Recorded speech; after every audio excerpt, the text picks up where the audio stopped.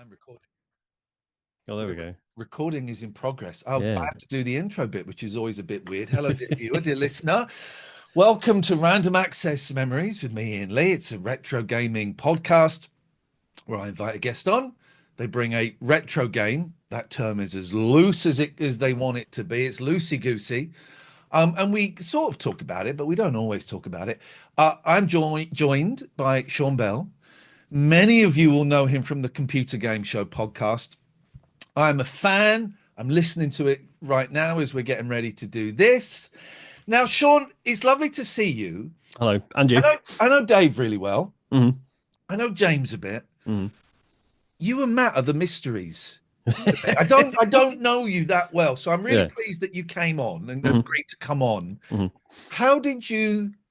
Because I'm trying to persuade Matt, but we'll see. Have you not asked him yet? I've asked him, and he said he's going to think about it. Okay.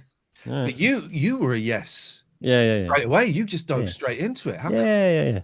Well, I was sort of, because obviously you had James and Dave on last season, so I'm sitting there thinking any day now, he's gonna. Oh, was that going on? You felt a bit left out. I didn't. No, it's fine. No, because I say I know you know them better, so I wasn't offended. But I was just thinking at some point it's probably going to be my turn. Imagine if I never did, and I just.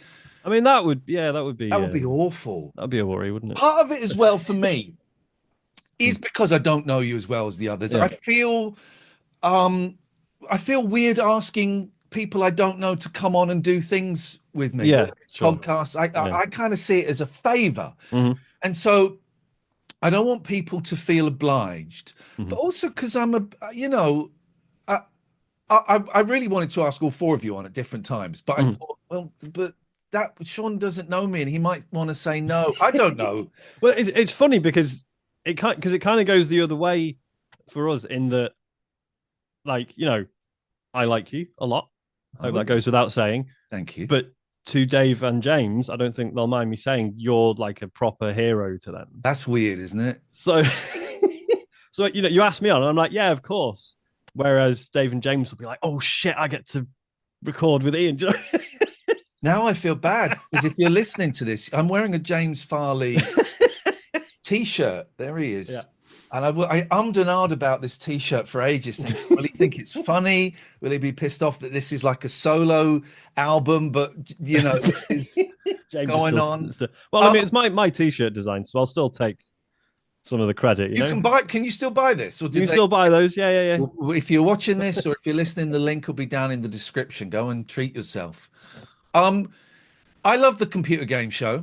Thank you. I think it's great. I do worry about you four though, because sometimes it gets. Is it getting proper tense on there?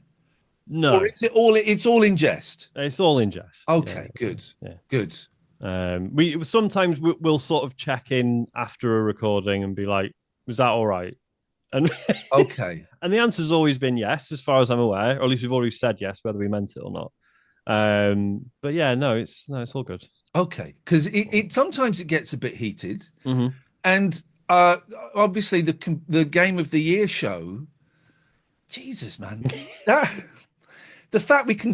I'm okay spoiling it now. You've put out the we've announced the winner and everything. Yeah, the fact that the entire it's like 4 hours of 4.5 hours arguing about what the Game of the Year is going to be, and it was decided on the time because of the time in Germany. That was it. Because it was an hour ahead or whatever it is. Because James always wants to go to bed. Yeah. It's James was like, it's 2:00 here. Yeah, that game can win. I mean, it's hilarious. But that's and he's got such form for that like there are people just sitting there like, well, James is like they're just waiting for James to fold because they know he will because that's right how he operates. That's him. I mean, it sounds like you love doing the podcast. Oh God, yeah, 100%. How did you? Because like I say, I know Dave and James's backstory a little bit. Now I know that they're weird fanboys. I shall block them both on my phone.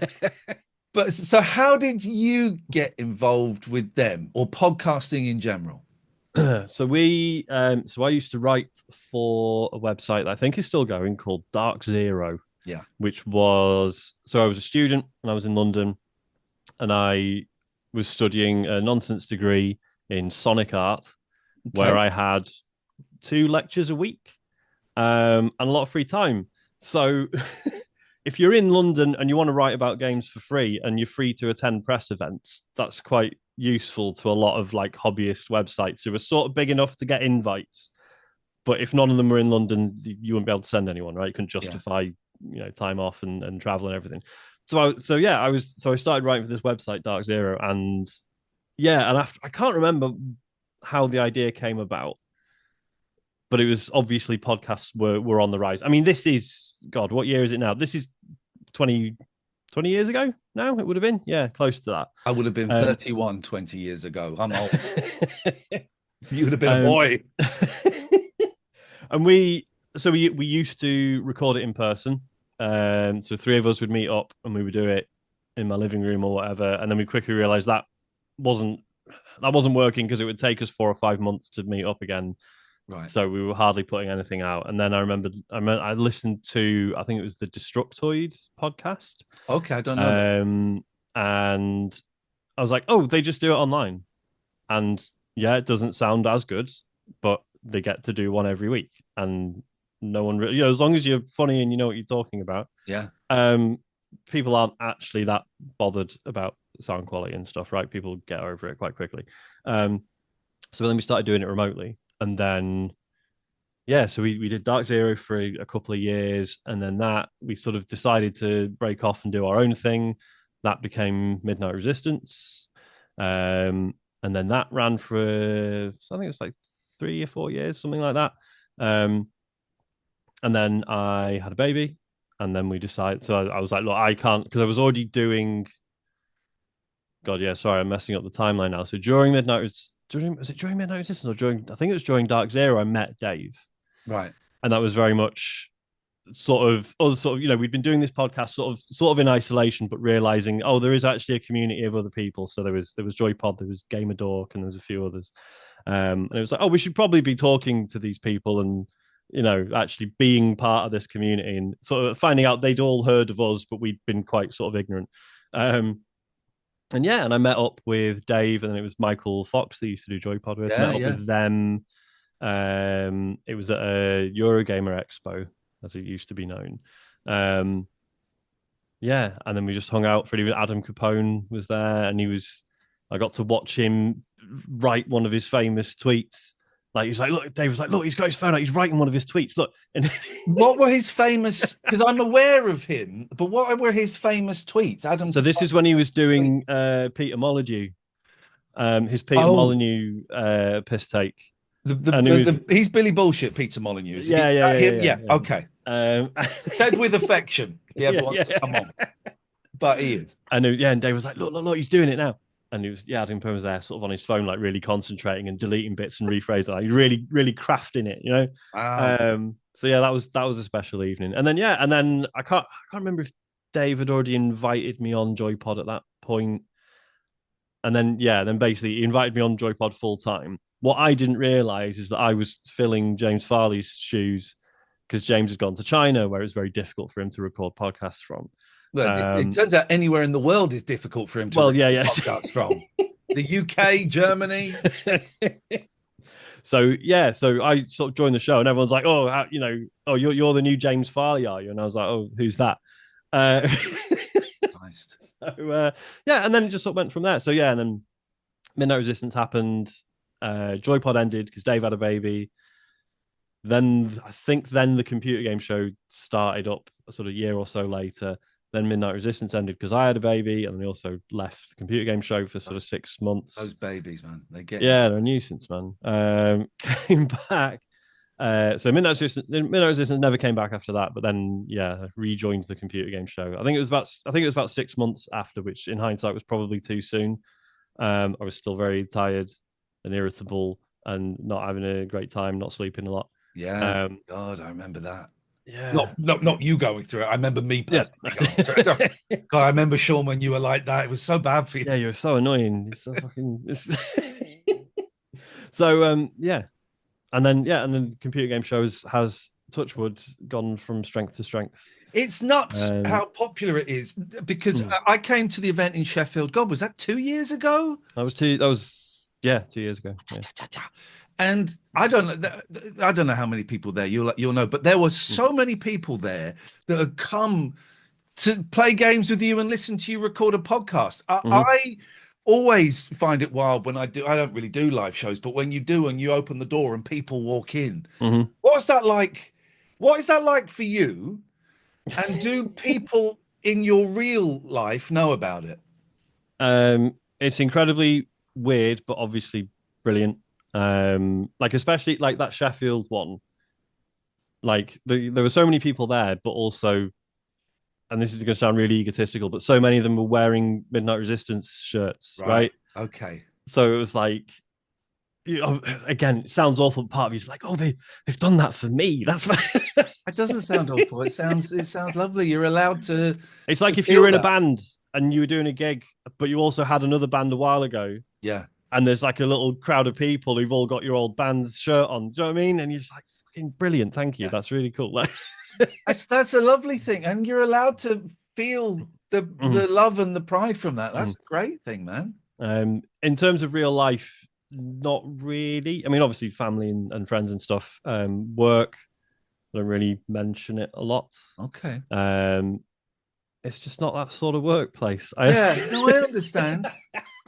It's we've been through this on the show a few times. I'm not allowed to say where I work, just of course, that's our blanket social media rule.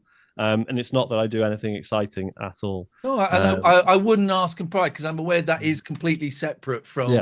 Yeah. And it is surreal because obviously, sort of people from work, if they found out that I do this and I'm considered entertaining and knowledgeable.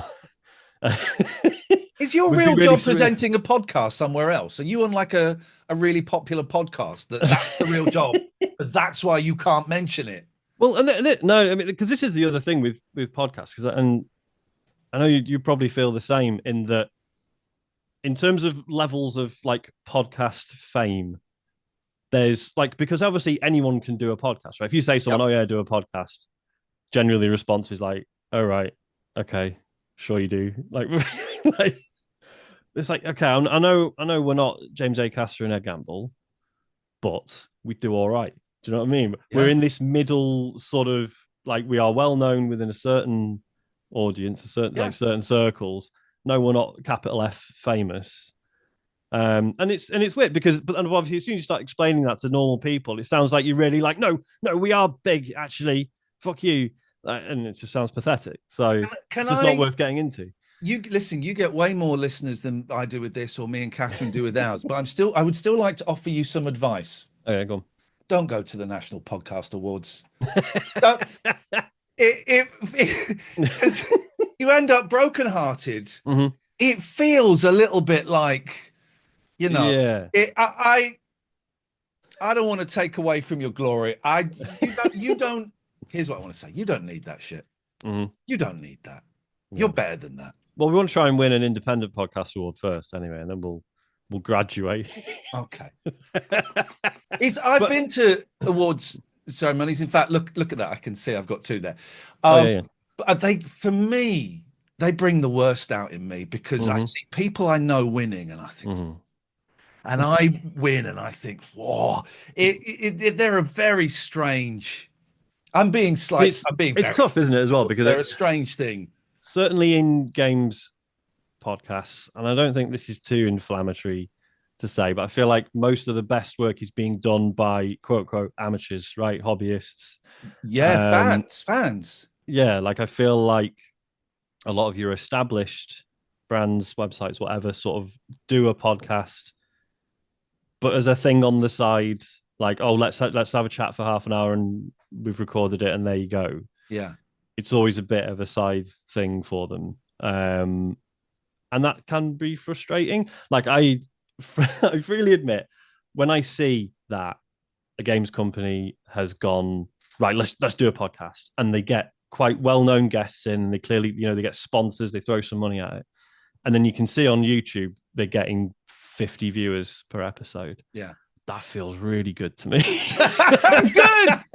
Good. I just, like, obviously people have put work into it and stuff, and that is a shame for them. But part of me is like, it's nice to see that you can't just buy your way in sometimes, they have to be good. Yeah. And you have to, it has to build, you have to grow it, and you have to in the work, and sometimes a podcast with a big name will get a crowd instantly, but if you want to sustain it, it's got to be decent. And what you have done is you have built up this community. That's why you can go and do live shows. It's why you can have running jokes. It's why you got merch and stuff like that. And that's a beautiful thing to do. And I mean, it seems like a lifetime ago now. Maybe it doesn't for some people. I know you still get emails from people saying how important you were during lockdown. Yeah. Because we forget how weird that was in every respect. And it was very, very lonely time for a lot of people. So you've helped people through lockdown. You'll get lovely comments, primarily from men, from what I've heard, talking about mental health, talking about, I've just become a dad. How do I do this and this and this? And that stuff is lovely. And that's why I'm constantly trying to turn people onto your show going, they don't really talk about games that much. It's more, there's a bit of it, but it's more about life. And it's more like earwigging on a conversation between four mates. There's all of that to it. Yeah, I think there's, we're keenly aware that we're four straight white men. And obviously, whenever we get guests in, we try and not have people that look and sound like us. But also when it's just the four of us, we try and make it clear we're not one of those sorts of shows. Like obviously there's wanking jokes and stuff. You don't have to lose that stuff, but you can, as you say, you can talk about life, you can talk about mental health, dad stuff. And I think people seem to really appreciate that. It's important. It's still, we're so much better about it than we were even 5 years ago, but it's still talked about, that kind of stuff. And it's important. We should probably look at the game. Is it the game you told me about? The Biz. Go on. Let's talk about the Biz. This is great. So I'm cheating a little bit because I didn't play this as a kid. I was a Commodore 64 owner, not a Spectrum owner. This is a Spectrum game. So I have to put some special gloves on whenever I play it, or else I'll get like a allergic reaction or something. Crucially, this game is by Chris Sievey, aka Frank Sidebottom. Because obviously him being the way he was, one day he went, I've just bought a Spectrum, I'm going to learn how to make a game. And then he made a game and it was really good. And then he never made any more games. You know the story behind that? Isn't it? Oh God, go on. You know, his wife gave him the money to go to the gas board and pay. That's right. He was supposed to pay his gas bill, and he came back and he said, "I've bought this. We're going to be millionaires off it." And he did. Well, he did 2 games. Oh, did he? He did a game called was it Amoeba Frank or Amoeba? It was a ZX81 game. You loaded it up. It was multiplayer, right? And you all had to point to the screen where you thought the amoeba was going to appear. Then you press the space bar and a dot would appear. Whoever had their finger closest won.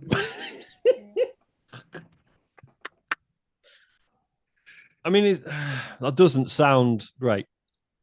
It doesn't sound great. So there was that. And then there was the Biz. Talk to me about this, because I've seen it. I've seen it on YouTube. I've never played it. Okay. It's... So I came around to it. So I'd been a fan of Frank for a long time. Parents introduced me to him when I was a kid. Because he used to buy his Oink magazine, and he used to do he was in a comic strip, and that I don't know if he drew it. I don't know if he named it. He would sometimes he'd do a comic strip. Sometimes he'd just do a beautiful piece of art in there. That was him. He did all that. So it was all I'd always been aware of Frank. And then it was when the homebrew scene for the Nintendo DS was kicking off. And someone was like, look, someone's made a Spectrum emulator. And me being me, I was like, well, there's no good Spectrum games anyway, so what's the point? And then I heard about the Biz, and I was like, well, I'll try that out. And it's a management sim where you are a band or a musician, musical artist, and you're trying to make it big, right? Trying to get number 1 in the charts. I think that's how you quote unquote complete the game. But it's like visually, there's nothing to it. It's basically just text. But it is, to this day, really compelling. Right. I think what I find so fascinating about it is, like, obviously it's most specifically about the music industry, but I think it's a commentary on like how fickle sort of fame and success can be, right? Because I think there are actually a surprising number of systems sort of underpinning everything you're doing and everything you're seeing and the numbers involved and stuff. Yeah. But also I think a lot of it is pure chance, right? And like it's feels almost like it's making the point that like fame is kind of like a weather system, right? It's just sometimes it's in your favor, sometimes it's not. And there isn't actually, there are some things you can do to sort of massage the odds, but overall, not really in control of it a lot of the time. So you start out and and it asks you like, so it wants like your band name, it wants to know what genre you're specializing in. There's like some you can choose from, but then you can just type in your own, which I think is like a nice bit of future proofing, right? If you're playing this in 2025, I'll be EDM artist or whatever. But yeah, and then you start out and you have like all these stats like song quality, stage presence, stuff like that. And you go through week by week and your manager will offer you gig venues, right? And you either have the choice of saying like, yeah, we'll play a gig, or we'll use the space to rehearse and write songs and stuff. So initially you're doing that and you're like, right, either we want the money, so it'll say, right, on Monday I can get you like the Roadhouse in Manchester and you'll get 85 quid after expenses. And you're like, well, that's not a lot, so we'll use it as a rehearsal space and our song quality will improve, right? Okay, and our band tightness will improve. So you sort of managing that. You want to make a bit of money because you're saving up money to record your first single, right? And you're doing gigs and you're rehearsing and you're writing songs, and then eventually like you save enough money and you're like, right, we can do a single now. We can go to the studio, and then so you phone up the studio to book some studio time, and it's like, right, how many days do you want? What studio do you want? Like a 4-track studio, 8-track, 16? And these all cost different amounts of money, but they may or may not affect the quality of the single, right? And initially, you put out a single, you get to 129 in the charts. Right, well, that was a waste of time. But then you go back to the studio, right? You're rehearsing more, you're getting your song quality up again, and then you try again, and then you get a bit higher up the charts, and you get a bit more cash, and then you can afford better facilities, and you try again, and you can start putting money into promotion, and then like on top of that, random stuff will happen, in that you'll be going through your week, and then your manager's like, "Oh, I've got you a John Peel session," and you're like, "Shit!" But like, or or the enemy wants to interview you or something like that. But what's fascinating is those things can happen, and they're broadly always like good news.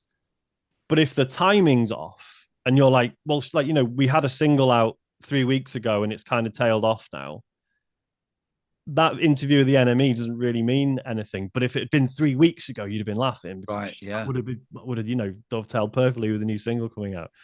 Which again, it's like you're at the mercy of these whims of when other people magically call you up and want you to do a session or an interview or whatever. And eventually, it gets to this point where you're stuck, like you're getting high up in the charts, and it's like absolutely nerve wracking. You get to the end of each week, and it's like, right, here's the chart positions, or like here's the radio stations that are currently playing you. And stuff, and like the gig venues you're doing are more like places you've actually heard of. They're not just pubs and scout huts and stuff. And you like, there's so much of Chris's obviously his actual experience and his knowledge of the industry in it. And yeah, it's fascinating. And there's some really stark and horrible stuff in it as well. Like some weeks it'll be like, oh, a groupie offers you some drugs so you can write some far out songs. Like, do you accept? And it's a very simple sort of representation of drug addiction. Yeah. But you get addicted. And oh, wow. Basically, and then what happens is, as I say, it's completely just text-based. The game continues as it did, but you can't see anything on the screen. It's just all garbled. Oh, that's so clever. And you're trying to make like bits of it you can sort of still make sense of. And you're like, right, shit. And you're still making these decisions, but you're not perceiving anything properly. That's brilliant. Which, as I say, you know, as a representation of drug addiction, it's probably quite simplistic. And you know, as a drug addict, Sean, that's exactly what it's like. You can't see screens properly. It's all blurry. But it's, you know, as a sort of, that's so clever. As a representation of like your contact with reality has got this barrier. You know, there's this barrier. What a brilliant extra thing to put in that I think someone like Chris and I do think it's a word that gets thrown around. I do think he was a genius. To be able to put something like that in. I haven't played it, and I think I need to play it. So you were listening. You played this more recently than so I played after it came out, long time after it came out. So initially played it on the DS, and then it was about 5 years ago I decided to do a stream of it. And I mean that was is that on YouTube? That is on YouTube, yeah. I will put a link in the description, guys. Thank you. So that was supposed to be about an hour stream, right? I was like, I'll stream about an hour of it, see if it still holds up, whatever. That ended up being like a 2.5 hour stream because we got into it, like in the, you know, bearing in mind again, purely text-based game. It's barely got sound effects. Yeah. So it's just me talking and this text, and like loads of people stuck around until about midnight. Watching me trying to get to the top of the charts. It's full of so many little tricks. So like the drug addiction thing, sometimes you have to phone your solicitor. Like if you want to get out of like a bad recording contract, or you start out independent, but sometimes you get offered recording contracts. If you accept a shit contract, like, this is really bad. You press the button to phone your solicitor. And then, you know, this text appears. It's like, I'm your solicitor. You know, these are the options. And then at the bottom, you're being charged already. Oh, it's ticking and over. This number's just ticking up and up and up. You're like, oh, fuck, shit. Which is, I gather, what, you know, that is what dealing with a solicitor is often like. And there's, when it shows you your chart position, right? Say you're at number 56 in the charts, right? It'll be like, right, here's the chart positions for this week. And it will count from, so it'll go like, you know, 54, 55, and it's got all real songs in it. And then be like 56, there's you, 57, right? When you're in like the top 5, it goes from 5, 4, 3. So as soon as you see 5 and it's going 5, 4, you're like, fuck, oh my God, oh my. And then you're at number 3, and then you're like, Did you get a number 1? No, never got a number 1. Not to spoil the stream, but basically what happened was got to number 3, and then I was like, right, this is it. Back at, like, you know, the label's like, right, I want you back in the studio. We're going to record your next single. Like, let's get it done. And we recorded another single, and it was labels like, it's not up to the quality we were after. We're dropping you. And when your label drops you, you are given the option to commit suicide. Oh my God! Yeah, bloody hell! And it's literally all it does is you press the button, screen goes blank, and then the game restarts. Which in many ways is more bleak than anything else you could have done with it, right? It's so like, well, what else? What did you expect? You know, like that's incredible. I'm going to watch that stream in it. Sorry. Did you ever see Frank live? No, it's one of my massive regrets, because obviously when I was a kid, I was probably too young, and then obviously he had a bit of a resurgence, and he was doing, was it weekly gigs he was doing in Altrincham? Yeah, he was. Yeah. And I always was like, I should go to one of those. I should really go to one of those. Another week's gone by, I haven't gone. I should really go to, and then it was too late. So yeah. I went to see when they unveiled the statue in Timperley. Oh, were you there for the unveiling? I was there for the unveiling. Oh, okay. I keep meaning to just go back and just get a selfie with him. That's the shape my grief takes. It's one of those things, man. And I don't know when this is going out, but this week, Tony Slattery died. And, you know, he was doing show. You got to go and see these people whenever you can, because you just don't know. And Chris, I think, was like 56. Yeah. when he died, and that was a long time ago now. I was lucky enough to know him a little bit. He was nuts, but he was like, I remember him saying about 2004. He said to me, I said, you're not upset? You're not, he's doing a show on Channel M in Manchester. Yeah. You're not upset? Proper telly show in black and white. Yeah. Yeah. With a hypno wheel. Are you not upset you're not like on BBC or ITV? He said, no, as long as I'm making it, I don't care how many people see it. I just want to make it. And one day, everyone will have their own TV channel. I thought, what does that mean? He's just described YouTube. And yeah. He's described it. Something just popped into my head then. Another Chris thing. It's gone. I've got so many stories of Chris. He was so kind to me, and he was such a lovely man. He was you'd have loved seeing him live, man. It was just chaos, in that beautiful performance art kind of way. It's just chaos. You've seen the film, I guess. Yes. Yeah. That's a good one. Yeah, really good. We're running out of time. And this is the most ADHD thing is I didn't get to ask you about ADHD. Yeah.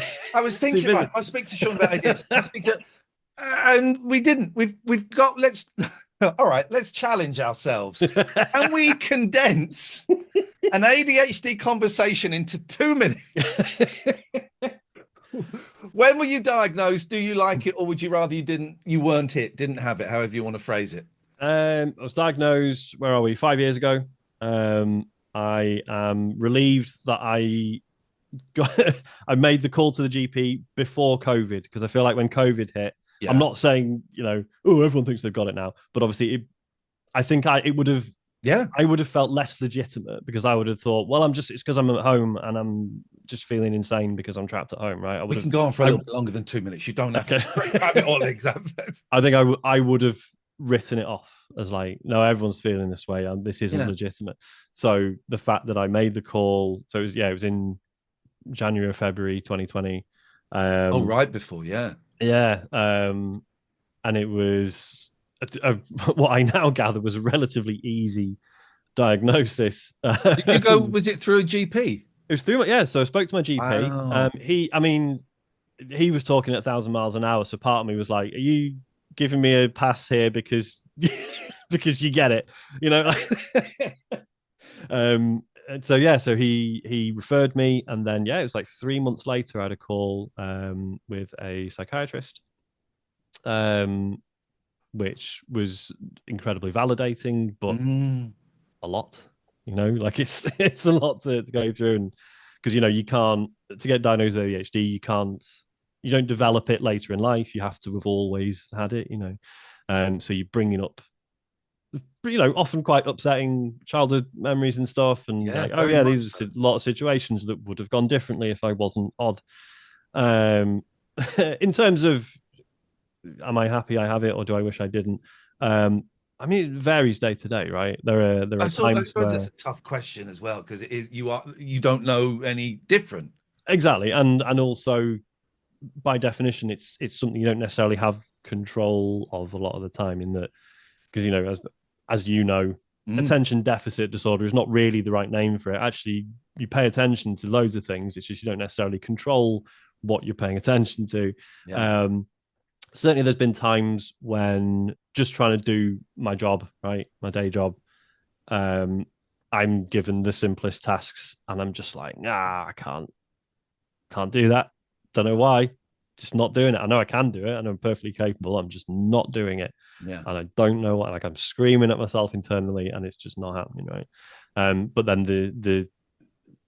I'll have a stupid idea for a t-shirt, for example, and then I'm straight on it. And it can be available for sale within half an hour. Well, there's a beautiful dopamine hit. Exactly. And there's the excitement of it being of the moment. Yeah. I find if someone tells me to do something, instantly I'm not fucking doing it. Even if it's, has been my job in the past. You told me to do it. Whereas sitting here and recording a podcast and uploading it's dopamine. So I totally hear what you're saying. And also you raise a really good point. I remember I run little workshops for Mhm. people who are ADHD, and we talk about it. I remember doing the first one, and I started going, "Oh, I'm so excited to get diagnosed. It's the best thing I've been diagnosed." And someone shared back, I Mm. was heartbroken when I got my diagnosis, and it sent Mhm. me into a real depressive spin because Mhm. I'd never considered that as a possibility. And you're right to bring up part of the assessment. Mm. You've got to look at loads of stuff that happened as a kid that might have caused, I'm talking about me, might Mm. have caused me shame or embarrassment, or that I Mhm. was punished for, Mhm. or that I've deliberately put into the back of my mind because it was so awful. Kind of have to bring all of that stuff in front of you and acknowledge it. Mm. And yeah, that's tough, man, isn't it? That's really tough. It is, because on the one hand, it's great to get the answer and, understand your own mind and everything. But yeah, there is part of you that sort of grieves for Great word, yes. your inner child who was, repeatedly told to shut up, sit still, um, told, oh, you never apply yourself, all the typical stuff. Like a few years ago, my mum dug out a load of my like school reports, and she's like, "Hi, do you want to read these?" I'm like, "No, absolutely not," because I know what they fucking say, and I know they were all written by people who did not understand me or what I was going through. Um, All so no, must try harder, talks too much, needs to yeah, yeah, yeah, yeah, focus, yeah. all of that. I was at so I live in Cheshire, and I was at Jodrell Bank the other week, which I don't know if you're familiar. It's got the Don't big know the big Jodrell. telescope. You'll have Okay. seen it on telly at some Okay. point. It's Yep. been in quite a few things. It's where they have the Blue Dot Festival every year. I don't know what Um, any of these words mean, but I'm going to nod. it's a it's a big old dish that points at space and gets Okay, all I know sorts. what a And it's telescope is. I got yeah. that. And yeah, and there's a visitor centre there. There's a little museum and stuff. And yeah, as you're going around, there's this one bit about, I forget his name, one of the scientists who built this telescope, and it's like, oh, he was famously disinterested at school and was always getting told off. Yeah. And like, one of his school teachers had said, he'd probably be quite clever if he wasn't always thinking about cricket or whatever. And you're kind of reading it, and it's sort of presented as a bit of a laugh, like, oh, wasn't he a kooky character? And you're sort of thinking, but also, isn't it sad that maybe that's someone who 100, 200 years ago, wherever it was, didn't get an ADHD diagnosis and he's still being written about as like, haha, he was rubbish at school, Yeah. when we know better now, and there's probably another way of looking at this. It's It strange. is. Mine is a similar journey. I Mm. really school was hell for me. I hated it. Mm-hmm. And Catherine, my partner, said to me, you were let down by school." Mm. And I said, "Yeah, but it was the 80s and 80s." She said, "It doesn't matter. You were let down Mm. because people," and I'm kind of saying this to you, I guess, Sean, even though it was a different time, Mm. someone in authority should have seen you, taken you to one side and tried to have a conversation about how Mm. they could make it work for you. What did Mm. you need? Yeah. And you didn't get that, and I didn't get Mm. that, and loads of people didn't get it, and it's really, really sad. And it's, and you do hear people say, like, obviously, if you are a bit older, so what if I had been diagnosed when I was 5 or 6? The help and the understanding wasn't really there anyway, which I get, but it's still shit, right? It's still... Yeah, it's shit. It's really shit. Yeah. And there is there are several reasons why it's getting so diagnosed now. Mm-hmm. There are some sham places where you go and pay them 2 grand and they'll say yes. Yeah. There's a number of those, and you Yeah, can't yeah. ignore that. Mm-hmm. But it's getting diagnosed because more and more people are talking about it. It's like, I remember dyslexia, and we will finish in a minute. When I was a kid, dyslexia didn't exist. Yeah. You were thick. You Yeah, yeah, yeah. could not read. Try Yeah. harder. Mm-hmm. And then kind of sort of the middle of the 80s onwards, suddenly we became aware that it was actually a condition, Mm. whatever it was. And now we all accept dyslexia is real. It's a Mm. real thing. And I think ADHD is having that Yeah. kind of moment. I Yeah. heard a phone in on the radio not too long ago. Is ADHD real, or is it just naughty kids? Oh man. But we have to go through that phase Yeah. to get out the side where it's accepted. And Yeah. I 100%. suspect there are a lot more of us Mm-hmm. I suspect that we may get close to the number of neurotypicals. Yeah. I don't think it's such a small minority. And I think sometimes you can talk yourself out of it, because you sort of think, well, yeah, but loads of my friends are like this. And it's like, yeah, because you all found each other because you're all weird. Yeah. Like, if, like, I always say to people, like, oh, people go, oh, but, all my friends, feel like all my friends have ADHD. It's like, yeah, because you met them through Twitter and playing video games. Yeah. Like, which, obviously you try not to fall into the trap of like, oh, everyone, environmental things make it worse, or everyone thinks they have it now, etc., etc. I do think it's harder now because there are so many things built to steal our attention. Yeah. And I think it does, even for neurotypical people, it can be difficult to stop looking at your fucking phone. But I do think there are more pitfalls everywhere now, which I think is another reason why it's, there are people who always had ADHD but may have just been able to get on that now find it harder. But I don't know. We're going to end. You're the longest one we've ever done. What a surprise. we both turned it on. I do, in my job as a counselor, I kind of turn it down a bit, and I've kind of let it unleash a little bit here. I do have a question. Do you have an earring? An earring? No. I'm getting new glasses. These aren't great. I keep getting a glimpse of, like, it's your headphones. Is it just the headphone? Yeah. Can I just say, if you got an earring in that ear, yeah, that would look fucking great on you. I'm not joking, because my wife just got some new ear piercings today. So really? if she hears you say that, she'll be dragging me down to the. Oh mate, honestly, left ear. Think about it. Just think about it. That's my gift to you. See, again, because these headphones I'm wearing, these were an ADHD hyperfixation briefly. Okay. For years I'd been searching for some lightweight, open-backed headphones. Yeah. And then I eventually stumbled across the Koss Porta Pros, and they're like, well, they're more expensive now because they've become trendy, but they were 30 quid. They were everything I wanted. And then there's like, oh, there's like a modding scene.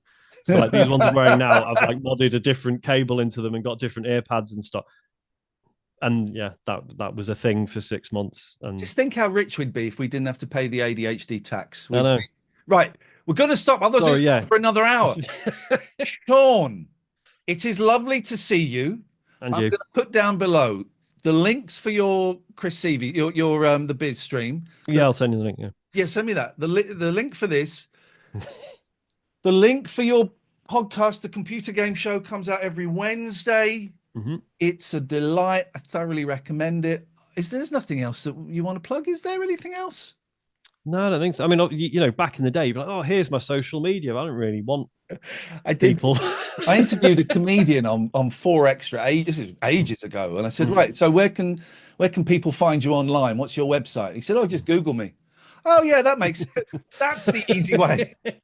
Well, no, because if you Google me, there's a few people who have my name. One is he's like a military correspondent for Sky News, right? And that's not you. That's not me. Oh shit! And also an American man who was murdered by the police.